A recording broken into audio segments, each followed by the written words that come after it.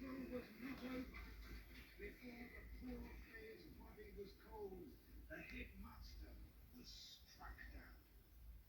And so, there were two lives cut short before their time, both man and fae, their fates entwined by a death most cruel, delivered by a fiend most foul.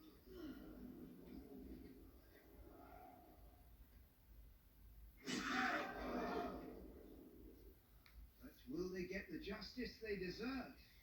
Only time will tell, but of this much we may be certain, that each in their own way